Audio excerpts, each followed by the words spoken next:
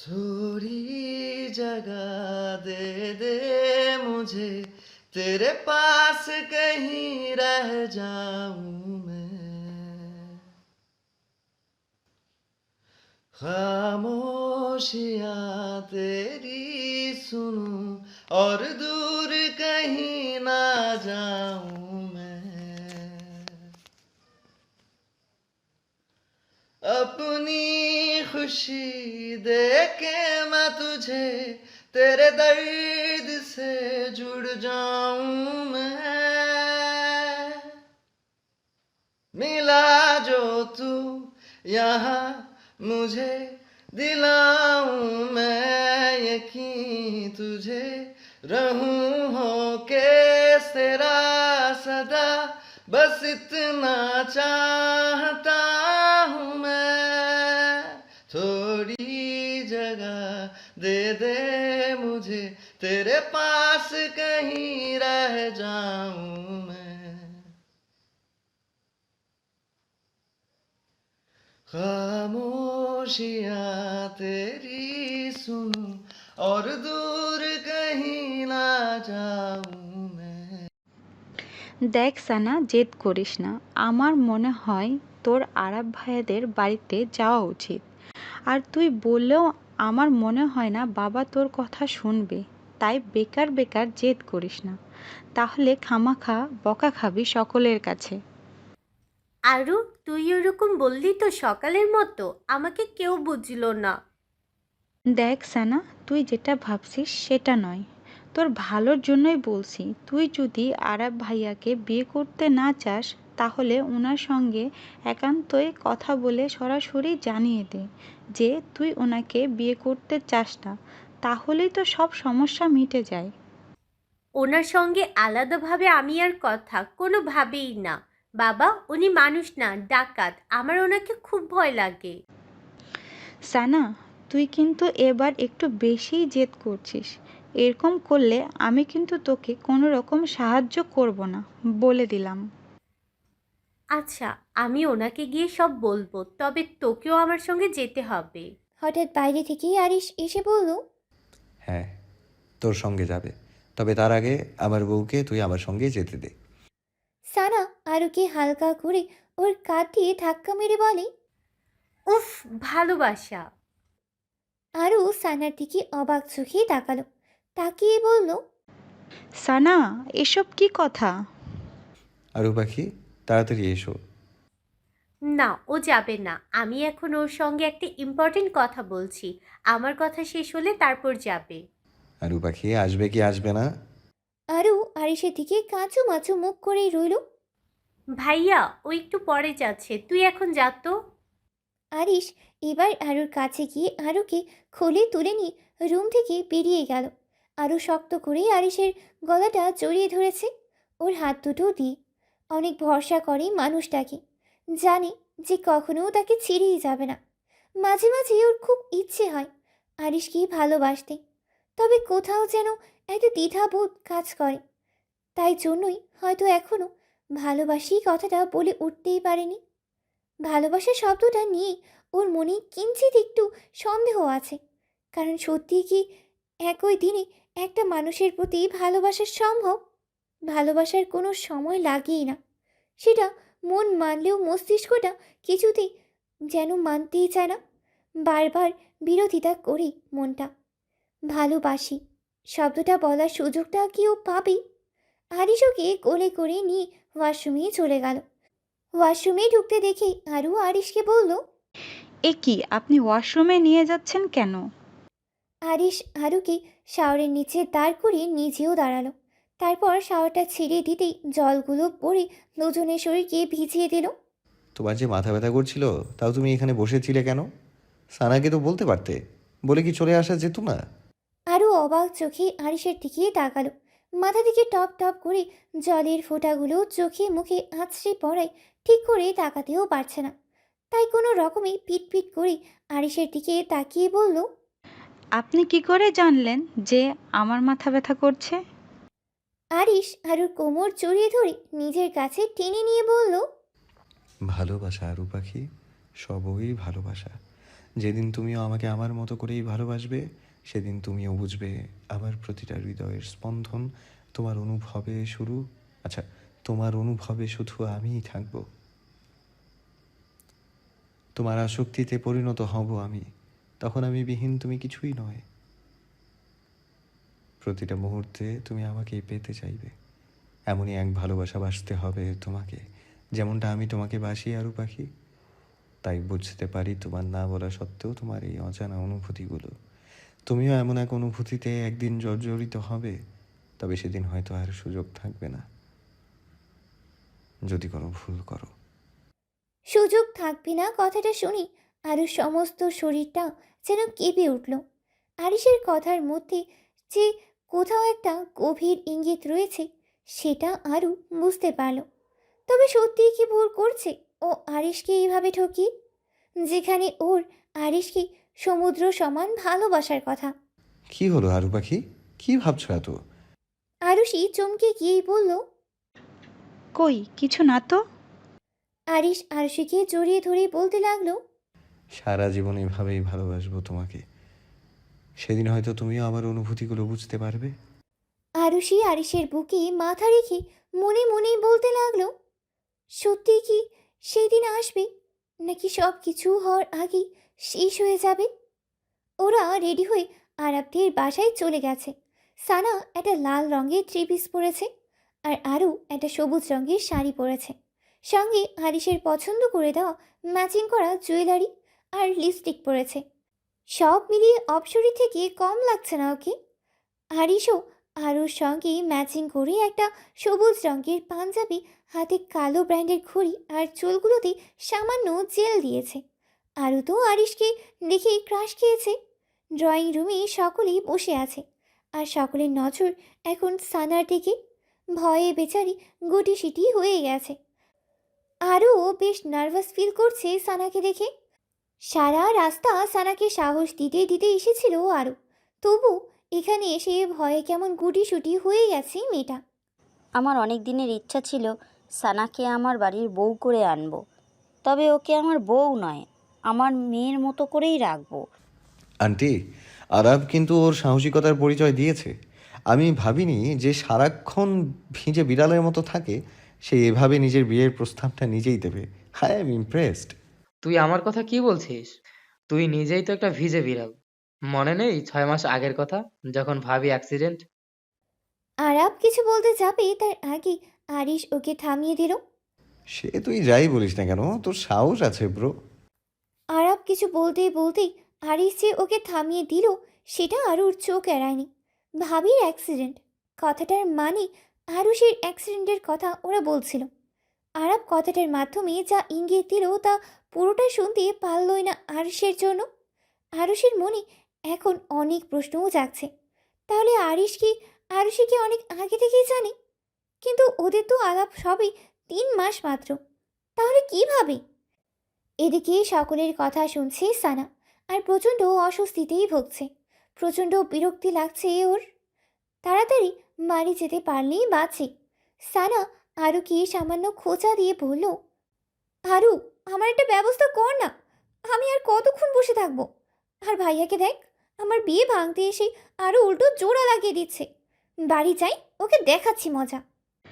আমি ব্যবস্থা করছি, তার আগে তুই একটু নর্মাল হ। কেমন আনিজি লাগছে তোকে দেখতে।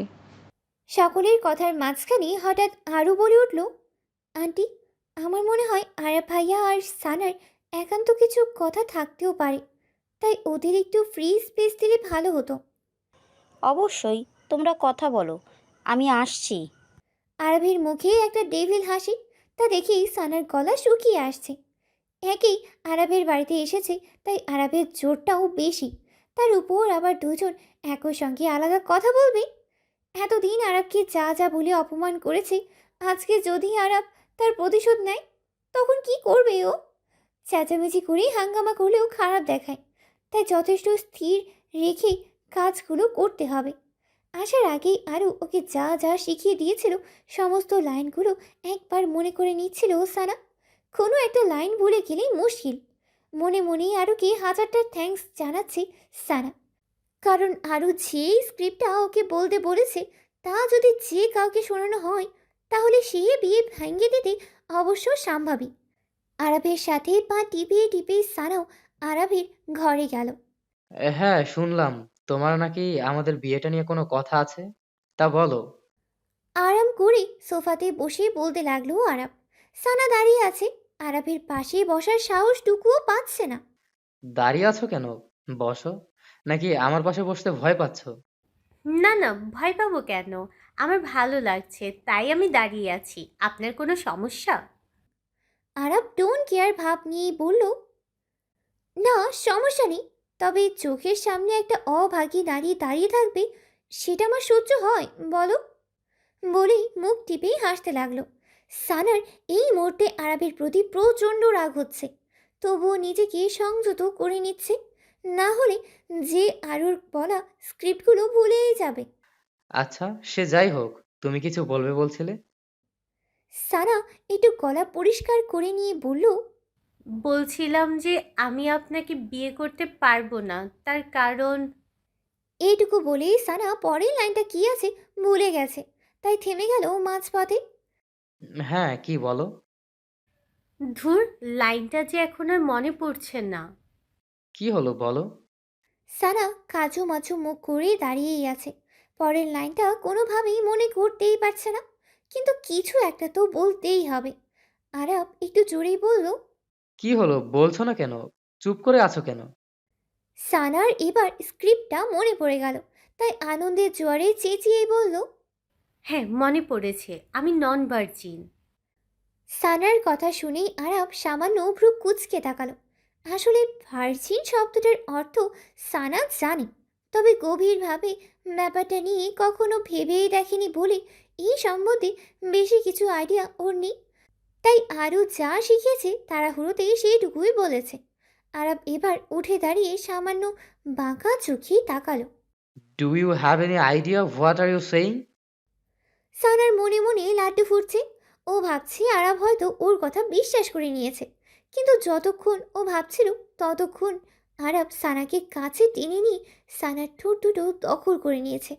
আর সানা আরাবের থেকে কোনোভাবেই নিজেকে ছাড়াতেই পারছে না। কিছুক্ষণ পর আরাব নিজে থেকেই সানাকে ছেড়ে দিল। এক হাতে পাঞ্জাবির হাতা দিয়ে ঠোঁটটা মুছে নিয়ে আরাব বলল। নাও, এবার তুমি নন ভার্জিন। সানা চোখ বড় বড় করে আরাবের দিকে তাকিয়েই আছে। ওর কিছুতেই বিশ্বাস হচ্ছে না আরাবের কথা। তাহলে কি আরাব যা বলছে তাকে সত্যি? আপনি এসব কি ভুলভাল বলছেন? আমি যা বলছি ঠিকই বলছি। তুমি জানো না যে কি করলে সব মেয়েরাই নন ভার্জিন হয়ে যায়? আরে, ওই নিব্বা নিব্বির ভিডিওগুলো তো দেখোনি? কি করলে আর তুমি সারা জীবনে? সানা আরাবের কথা বিশ্বাস করিয়ে নিয়েছে। কি বলবে এখন, কোনো ভাষাই পাচ্ছে না। নিজেই আরাবকে ফাঁসাতে এসে নিজেই ফেঁসে গেল। এখন যদি অন্য কোনো ছেলে জানে যে তুমি নন ভার্জিন, তাহলে কিন্তু কেউই তোমাকে বিয়ে করবে না আমি ছাড়া। এবার দেখো তুমি কি করবে। না, আপনি মিথ্যা বলছেন, এসব হতে পারে না। বিশ্বাস না হলে তোমার ভাবিকে গিয়ে জিজ্ঞাসা করো। চোখ মেরে চলে গেল। সানা আহাম্মকের মতো দাঁড়িয়েই রয়েছে, হিতে বিপরীত হয়ে গেল। এবার কি হবে? আরও ছাদে দাঁড়িয়ে সমস্ত পায়রাগুলোকে দূর থেকেই দেখছে। সবগুলো সাদা রঙের পায়রা, এক অপূর্ব সুন্দর দৃশ্য। আরিশ পিছন থেকে এসে আরুকে জড়িয়ে ধরল, তারপর বলল। সামনে কেন এগিয়ে যাচ্ছ না আরু পাখি? সৌন্দর্যকে সবসময় দূর থেকে উপভোগ করাই ভালো, কাছে গেলে সে সৌন্দর্য ফুরিয়ে যায়। আরিশ আরুকে নিজের দিকে ফেরালো, তারপর আরুষির কপালে ভালোবাসার পরশ এঁকে বলতে লাগলো। কিন্তু তোমার সৌন্দর্য কখনো আমার কাছে ফিকে হয়ে যাবে না। তুমি যেমন আছো সারা জীবন তেমনটাই থাকবে। বড্ড ভয় লাগে সমস্ত দূরত্ব সরিয়ে একান্ত কাছে এসে ভালোবাসতে, যদি ভালোবাসা ফুরিয়ে যায়। আরিশ আরুষির কথা শুনে হেসে আরিশের হাত ধরে সামনে এগিয়ে গেল। এগিয়ে যেতেই সমস্ত পায়রাগুলো ঝাঁক ভেঙে বিচ্ছিন্ন হয়ে উড়ে গেল। সমস্ত কিছু যদি তুমি প্রকৃতির সঙ্গে তুলনা করো, তাহলে সেটা সবসময় বাস্তব জীবনে সত্যি হবে সেটা নয়, আবার তা যে মিথ্যা হবে তাও নয়। জীবনটাকে নিজের মতো করে উপভোগ করতে হয় আরু পাখি। যদি মনে হয় যে তোমার আমাকে প্রাণ দিয়ে ভালোবাসা উচিত, তো তুমি সেটাই করবে। ভালোবাসা দেখানোর জন্য বাহ্যিক কোনো কারণের প্রয়োজন হয় না। যে ভালোবাসায় কিন্তু নামক বস্তু থাকে তা ভালোবাসাই নয়, নিছকই আবেগ, যা প্রকৃত ভালোবাসার সামনে তুচ্ছ। প্রকৃতিকে তুমি যতটা দেবে, প্রকৃতিও তোমাকে তার দ্বিগুণ ফিরিয়ে দেবে। ঠিক তেমনি তুমি আমাকে যতটা ভালোবাসবে, তার 1000 গুণ আমি তোমাকে ফিরিয়ে দেব। তা তুমি আমাকে ভালো না বাসলেও তোমার প্রতি আমার ভালোবাসার পরিবর্তন হবে না কখনোই। আপনা আপনি আরুষি নিজের মাথাটা আরিসের বুকেই ঠেকালো। আরিসের বুকে মাথা রাখতেই এক অদ্ভুত প্রশান্তি অনুভব করলো আরু, যেন এটা ওর নিরাপদ আশ্রয়, যেখানে থেকে সে কখনো বঞ্চিত হবেই না। ভালোবাসার সংজ্ঞাটা যেন আরিশ নিজের ভালোবাসা দিয়ে আরুকে বুঝিয়ে দিচ্ছে, তাই সব কিছু এত সহজ লাগছে। আরিশ পরম যত্নে আরুষিকে জড়িয়ে ধরে মাথায় হাত বুলিয়ে দিতে লাগলো। আরবদের বাড়ি থেকে ওরা অনেকক্ষণ আগেই চলে এসেছে। সানা এখনো রুম থেকে বেরই হয়নি। বাড়ির সকলেই খুব চিন্তিত। হঠাৎ কী হলো যে ওখান থেকে আসার পর সানা বাইরে আসছেই না। আরু মামুনি, তুই একটু গিয়ে দেখ না সানা কী করছে। মেয়েটা সেই কখন ঘরে ঢুকেছে, তারপর থেকে কিছুই বলছে না যে আরাবকে পছন্দ কি না। আচ্ছা মামনি, তুমি টেনশন করো না, আমি যাচ্ছি। সানা দরজা দিয়ে বসে আছে আর আরবের বলা কথাগুলো ভাবছে। দরজায় টোকা পড়তেই বাস্তব জগতেই ফিরে এলো সানা। কে? আমি আরু। আরুষির গলা শুনেই সানা দরজা খুলে দিয়ে তাড়াতাড়ি করে আরুষির হাত ধরে ঘরের মধ্যে টেনে দিয়ে দরজা বন্ধ করে দিল। কী রে, দরজা খুলছিস না কেন? সবাই চিন্তা করছে তো। আরে ওনাকে ফাঁসাতে গিয়ে তো আমি নিজেই ফেঁসে গেলাম। কেন, কি হয়েছে? সানা এরপর যা যা হয়েছে সব কিছুই আরুকে বলতে দিল। সানার কথা শুনে ওর হাসতে হাসতে পেট ফেটে যাবে এরকম অবস্থা। সানার কথা শুনে যা বুঝেছে যে সত্যি, ও আরাব ভাইয়ের কথা বিশ্বাস করেছে। কি রে, তুই হাসছিস কেন বল তো? উনি সত্যি বলেছেন নাকি মিথ্যা? যা বলছেন একদম সত্যি বলছেন। কারণ এটাই একমাত্র পথ সানাকে মানানোর। আরব যথেষ্ট ভালো ছেলে, তা সকলেই জানে। তাই আরব সানার কখনো অযত্ন করবেই না। আর বিয়েটা হলে সানা খুশিই থাকবে। তা এখন না বুঝলেও পরে ঠিকই বুঝতে পারবে। সানা ন্যাকা কান্না করে বলে, আমার ওনাকে বিয়ে করা ছাড়া আর কোনো গতি নেই। তাহলে আমার ক্রাশের কি হবে এখন? আরুষি চোখ বড় বড় করেই বলল, তোর আবার ক্রাশ কে? যে তুরান স্যার। কতবার বলবো তোকে যে স্যার বিবাহিত? নিজে সবাই আনন্দে ব্যস্ত, কারণ সানা বিয়েতে রাজি হয়ে গেছে। এখন সব কথা হওয়া বাকি, সেই নিয়ে সবাই আলোচনা করছে।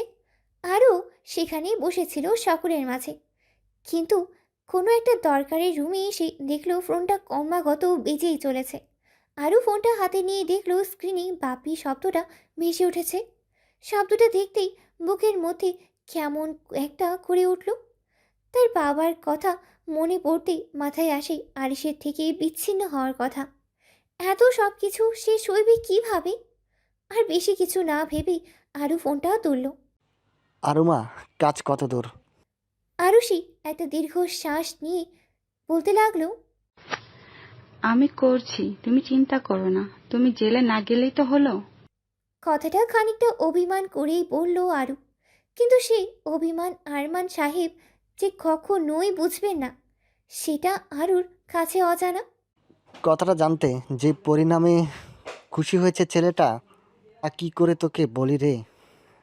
খুবই খুশি হয়েছে, আর তার সঙ্গে তার বাড়ির সকলেই।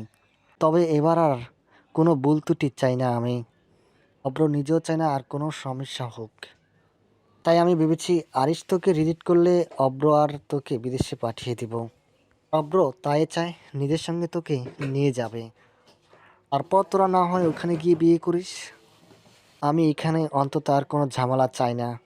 এখানে থাকলে বলা যায় না ওই ছেলে আবার কখন কি করে বসে। আরুর চোখের কোণে জল জমে এসেছে।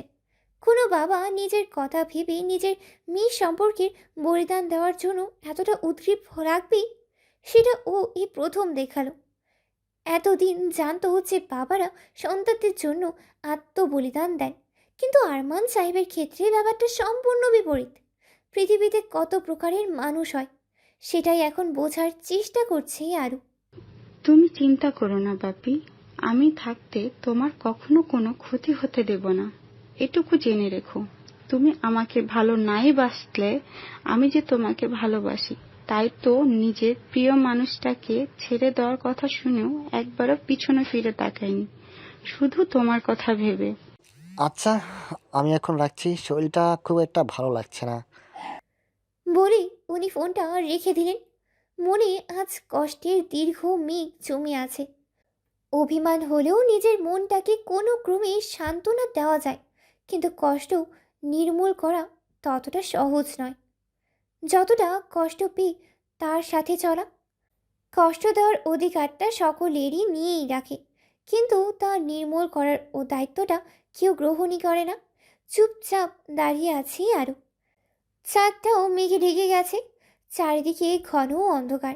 সুইমিং পুলের ধারে লাইটটা যেন সারা বাড়িটাকে আলোকিত করার চেষ্টা করছে, কিন্তু চাঁদের আলো দ্বারা যতটা আলোকিত করা সম্ভব তা কি একটা সোডিয়ামের বাতি দ্বারা সম্ভব? হয়তো নয়। মেঘের গুরু গুরু শব্দ শোনা যাচ্ছে, হয়তো ঝিমঝিমিয়ে বৃষ্টি নামবে। আজকাল বৃষ্টিটা বড় অনিশ্চিত, সব সময় নিজের ভাবনায় চলে।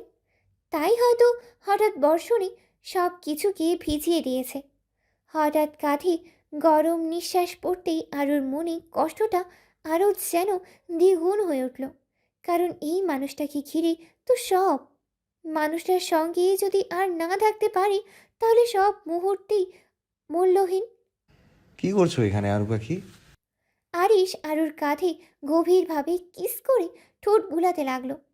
এখনই বৃষ্টি নামবে আরু পাখি, ঘরে চলো।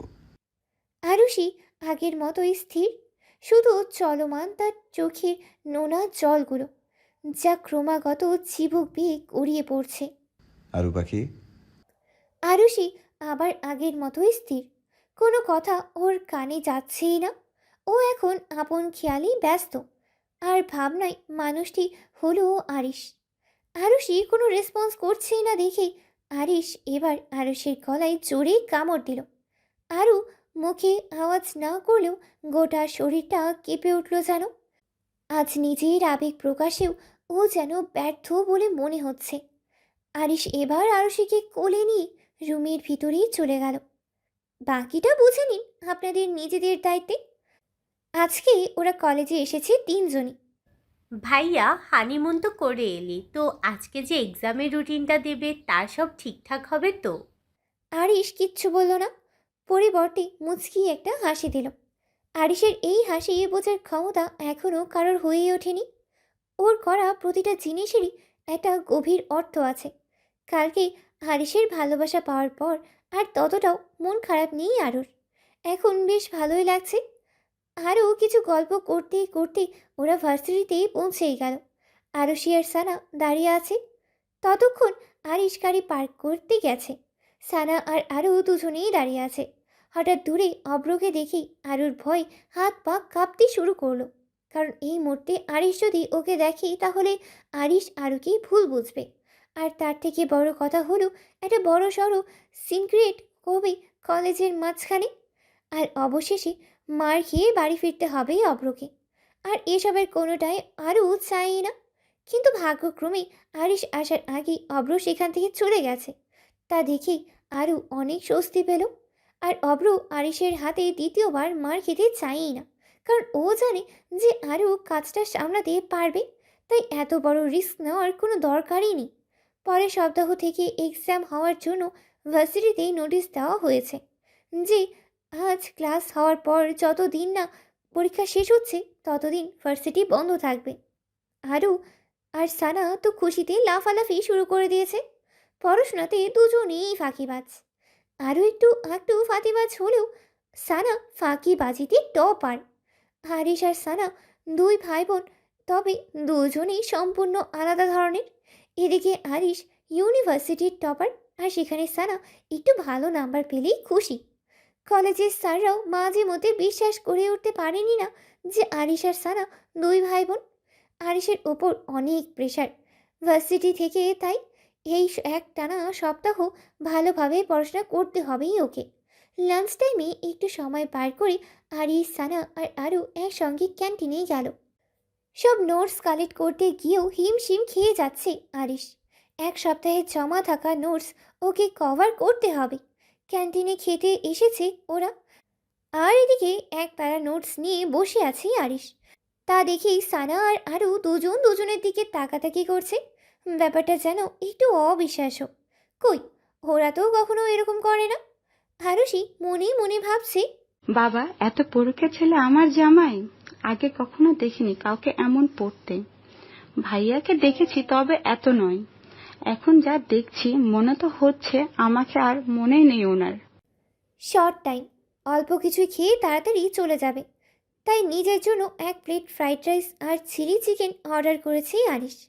আর আরও সানা নিজেদের জন্য অল্প কিছু অর্ডার করেছে।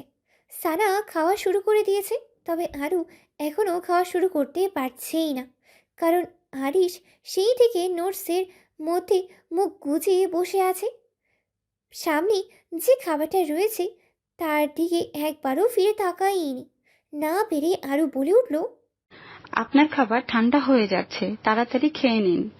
তুমি খাওয়া শুরু করো আরু পাখি, আমি একটু পরেই খাচ্ছি। আরও বুঝতে পারলো যে এভাবে যদি চলতে থাকে তাহলে আজকে আর আরিশের খাওয়াই হবে না। তাই না পেরে এক লোকমা ভাত আরিশের মুখের সামনে ধরলো। আরিশ মুচকি হেসে খেয়ে নিল।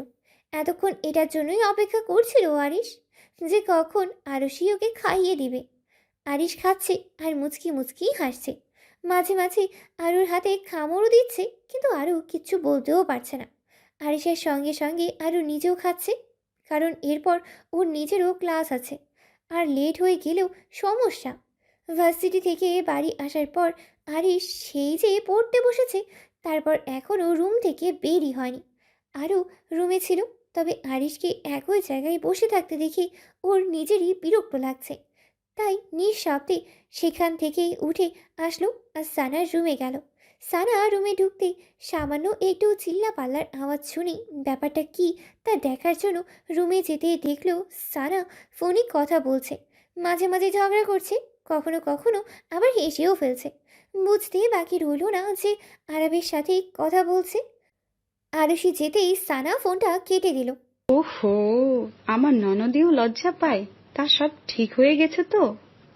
আরে বলিস না, আর ওনার সঙ্গে কথা কাটাকাটি হচ্ছিল আমার, আর কি সমস্ত উল্টাপাল্টা বলেছে, তার জন্যই তো। আরও সানাকে জড়িয়ে ধরে একটা গভীর নিঃশ্বাস নিল, একটা শান্তির নিঃশ্বাস। প্রিয় মানুষদের খুশি থাকতে দেখে ভালো লাগার অনুভূতি।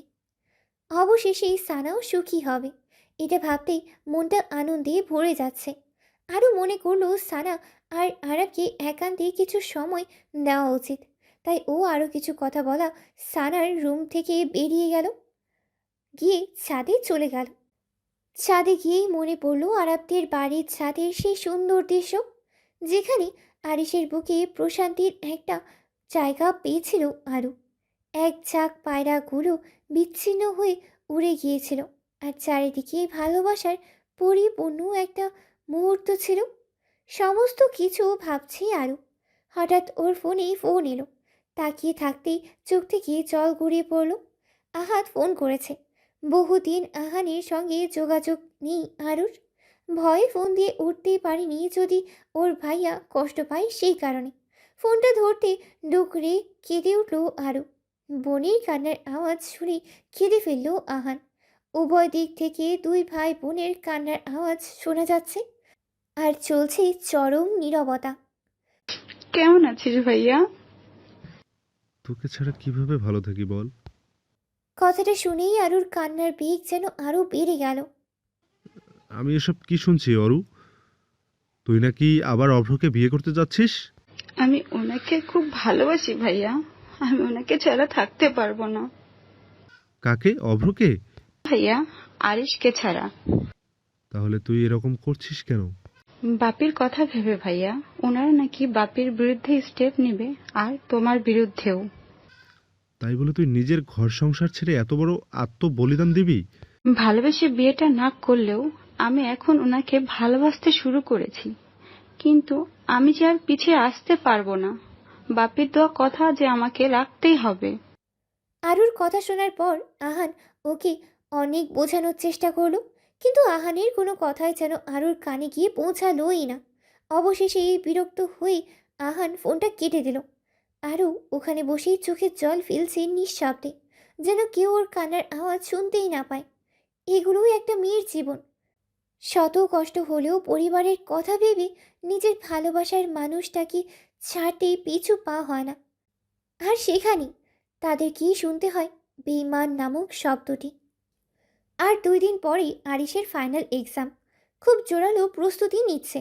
যতই হোক, সবাই ওর থেকে অনেক বেশি এক্সপেক্ট করে, আর সেই অনুযায়ী ফলাফল না হলে নিজেকে কখনো ক্ষমা করতে পারবে না আরিশ। তাছাড়া এই সঙ্গে ওর কলেজের নামও জড়িয়ে আছে। সারাদিন পড়াশোনাতেই খুবই ব্যস্ত থাকে আরিশ। আরও সঙ্গে ঠিকমতো কথা বলার সময়ও পায় না। সকালবেলা উঠেই পড়তে বসে যায়। লাঞ্চ, ব্রেকফাস্ট, ডিনার করার জন্য সাধারণত রুম থেকে বের হয়। আরও মাঝে মাঝে বাড়িতে টুকটাক কিছু কাজ করে ওর শাশুড়ি মায়ের সঙ্গে। আরিশের সঙ্গে খুব একটা বেশি কথাই হয় না বলে আজকাল নিজেকেও বড্ড বেশি একা একা মনে হয়। তাছাড়াও সানাও এখন বেশিরভাগ সময় আরাবের সঙ্গে গল্প করতেই থাকে। আর এই সব কিছুর মাঝখানে আরিশকে ছেড়ে যাওয়ার ব্যাপারটা বড্ড বেশি ঝাঁঝরা করে দেয় ওর হৃদয়টাকে।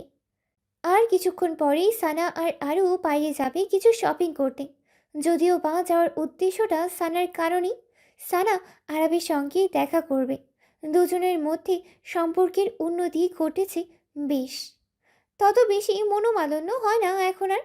দিন দিন ক্রমশ মধুর সম্পর্ক গড়ে উঠেছে ওদের মধ্যে। তা নিয়ে সকলেই বেশ খুশি। কিন্তু এদিকে আরিশের এই ব্যস্ততা আরিশ আর আরুর মধ্যে সামান্য হলেও দূরত্ব সৃষ্টি করেছে। এখন আর দুজনের আগের মতো ঠিকঠাক কথাই হয় না। অবশ্য আরও এতে রাগ করে না, কারণ ও জানে এক্সাম হয়ে গেলে আরিশ আবার আগের মতোই হয়ে যাবে। কিন্তু হয়তো সেই দিনের সেই ভালো সময়টা ভালোভাবে উপভোগ করতেই পারবে না আরু। তবে আজকাল অভিমান নামক জিনিসটা জান বড্ড বেশি সুযোগ পেতে চায়। হাতের পাশেই থাকা কফির মগটায় চুমুক দিয়ে আবার টেবিলের উপরেই রাখতেই মনোযোগে ব্যাঘাত ঘটল আরিশের। আরও পাশে এসে দাঁড়াতেই ওকে কিছু বলার সুযোগ না দিয়ে খপ করে হাতটা টেনে ধরে ওর কোলের উপর বসিয়ে দিল আরিশ। আর শক্ত করে কোমরটাকে জড়িয়ে ধরে রেখেছে ও। তুমি আমার উপর রাগ করেছো আরু পাখি? আমি আপনার উপর কেন রাগ করতে যাব? আমি বুঝি আরু পাখি তোমার মনের ভাষাগুলোকে। আমার কাছে যে বড্ড স্পষ্ট তুমি, আর তোমার চাওয়া পাওয়াগুলো। কখন কি অনুভব করো সব কিছুই আমি বুঝি। আমি খুব প্রেশারে আছি আরু পাখি, আশা করি তুমি বুঝতে পারছো। আরুষি আবার আগের মতোই চুপ করেই রইল। চোখের কোণে বিন্দু বিন্দু জল জমে আছে আরুর। আরিশ আর একটা শব্দ বললেই যেন তার বাঁধ ভেঙে গড়িয়ে পড়বে। আমার এক্সামটা হতে দাও, সব কিছু আবার আগের মতো হয়ে যাবে। পৃথিবীর সব ভালোবাসা আমি তোমার কাছে এনে দিব। ভালোবেসে বুকের মাঝে আগলে রাখবো, তোমায় যেমনটা এখন রেখেছি। আরিশের কথাগুলো শুনে আরু আর পারল না নিজেকে আটকিয়ে রাখতে।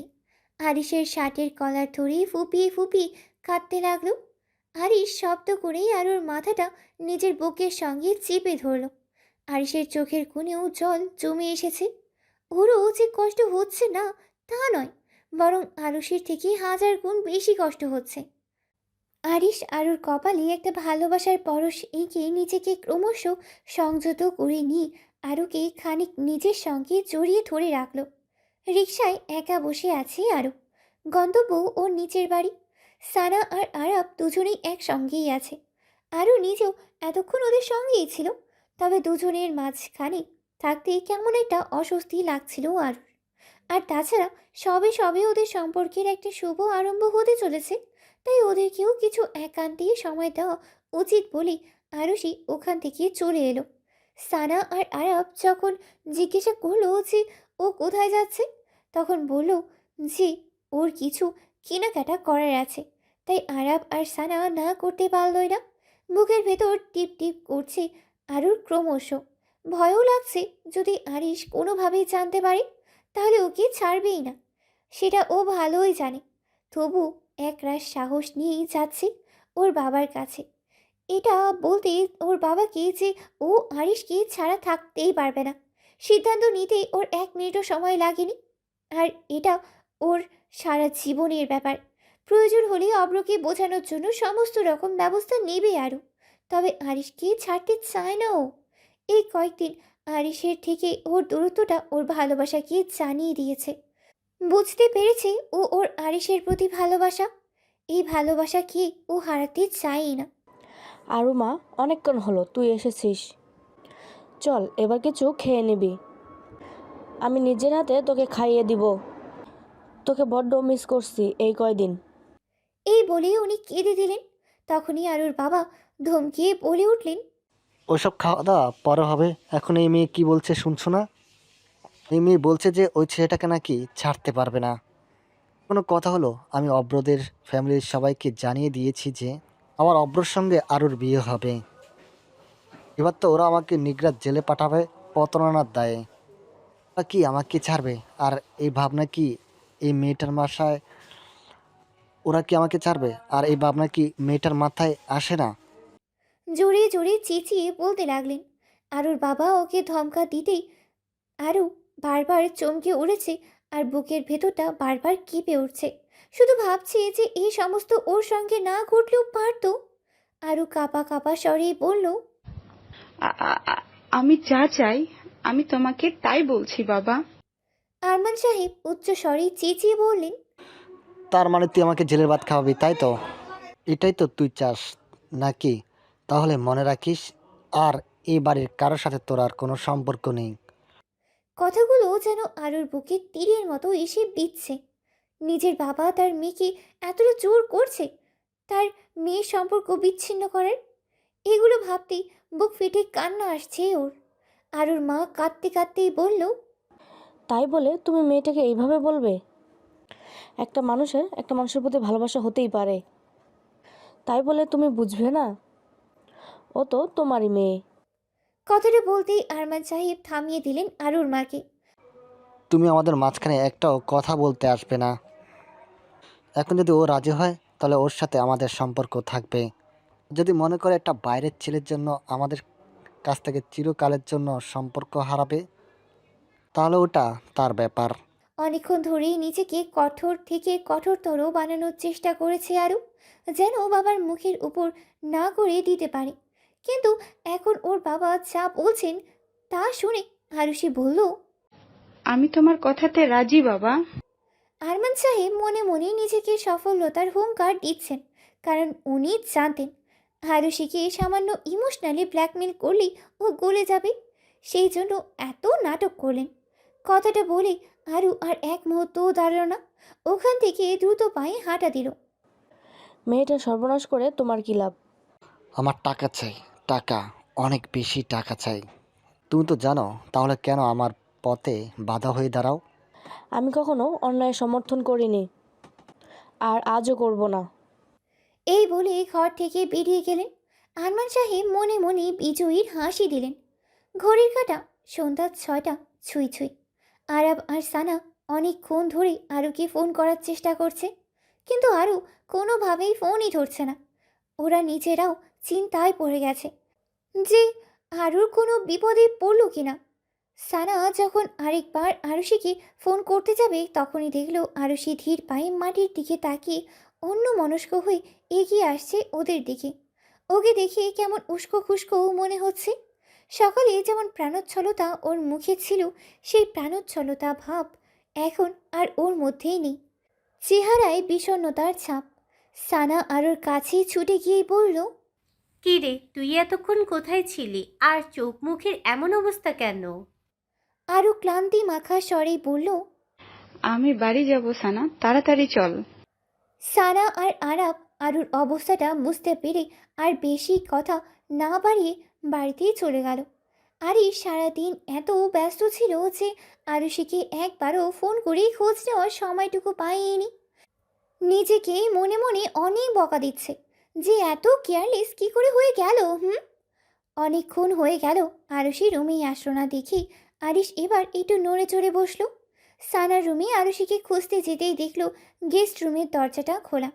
হঠাৎ দরজাটা খোলা তা দেখতে গিয়ে আরিশ দেখলো আরুষি গুটিসুটি হয়ে এক পাশে ফিরে শুয়ে আছে। দ্রুত পায়ে আরুষির কাছে গেল। যেতেই দেখলো আরুষি ঘুমিয়ে আছে। আরিশ এবার আরুষির কাছে গিয়ে ওর পাশে বসিয়ে মাথায় হাত বোলাতে লাগলো। অনেক বেশি কষ্ট দিয়ে ফেলেছি আরু পাখি, তবে আর বেশি দিন নয়। সব তাড়াতাড়ি ঠিক হয়ে যাবে, শুধু একটু অপেক্ষা করো। আর হার মেনো না সময়ের কাছে, বিশ্বাস রাখো নিজের উপরে। এই বলেই আরুষিকে কোলে নিয়ে ওর নিজের রুমে চলে গেল। আরুষিকে নিয়ে বিছানায় শুইয়ে দিল আরিশ।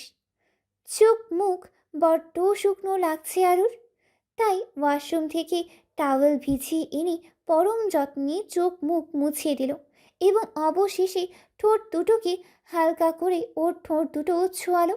দিন শেষে এইটুকু ভালোবাসা আরিশের জন্য খুবই দরকার। দীর্ঘ 14 দিন পর আজকে আরিশের পরীক্ষা শেষের দিন। এই পরীক্ষার কদিন আরুর সঙ্গে আরিশের দূরত্বটা বেড়েছে, কমেনি বরং। এত সব কিছুর মধ্যে আরুর খেয়াল রাখতে পারেনি আরিশ। কেবল দিন গুনছে পরীক্ষা শেষ হওয়ার জন্য। পরীক্ষার দিন যত এগিয়ে এসেছে আরুর আরিশকে ছেড়ে যাওয়ার ভয়টাও ক্রমশ বেড়েছে। চারিদিক থেকে ওর বাবার চাপ, অব্রর চাপ, সমস্ত কিছুতেই পাগল প্রায় অবস্থায় আরু। আরিশের মা কিচেনে আরিশের জন্য ওর পছন্দের খাবার রান্না করছেন। আরু ওনার সঙ্গে সাহায্য করতে চেয়েছিলেন, কিন্তু তিনি বারণ করে দিয়েছেন। তাই না পেরেই আরু ঘরে চলে এসেছে। বিছানায় ওর আনমোনা হয়ে বসে আছে আরু। ঘরের মধ্যে টিভি চলছে, তার আওয়াজ যেন ওর কানে পৌঁছাচ্ছেই না। হঠাৎ ফোনে কল আসতেই চমকে উঠল। কাঁপা কাঁপা হাতে ফোনটা ধরতেই দেখল আরমান সাহেব ফোন করেছেন।